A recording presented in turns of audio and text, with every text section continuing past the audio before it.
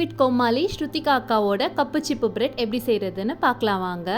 பவுலில் பொடியாக நறுக்குனா வெங்காயம், கேப்சிகம், கொத்தமல்லி சேர்த்துக்கலாம். இதோடவே கொஞ்சமாக பன்னீரை திருவி சேர்த்துக்கிறேன். சின்ன துண்டு சீஸையும் திருவி சேர்த்துட்டு தேவையான அளவு உப்பு, சில்லி ஃப்ளேக்ஸ், ஆரிகானோ சேர்த்து நல்லா மிக்ஸ் பண்ணி வச்சுக்கலாம். நெக்ஸ்ட்டு ரூம் டெம்பரேச்சரில் இருக்க 50 கிராம் வெண்ணெய் எடுத்துக்கலாம். இதோடவே கொஞ்சமாக சீஸையும் துருவி சேர்த்துக்கிறேன். லாஸ்ட்டாக 3 ஸ்பூன் கெச்சப் சேர்த்து நல்லா மிக்ஸ் பண்ணி இதையும் ரெடி பண்ணி வச்சுக்கலாம். கடைசியாக சாண்ட்விச் ப்ரெட்டை இந்த மாதிரி பெரிய சைஸ் மூடி வச்சு ரவுண்ட் ஷேப்பில் கட் பண்ணி எடுத்துக்கிறேன்.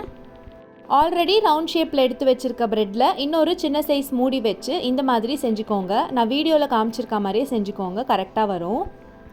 ஃபஸ்ட்டு லேயரில் கெச்சப்பும் பட்டரும் மிக்ஸ் பண்ணி வச்சுருக்கிறத அப்ளை பண்ணிவிட்டு அதுக்கு மேலே ரிங் ஷேப்பில் கட் பண்ண ப்ரெட்டை வச்சுக்கலாம்.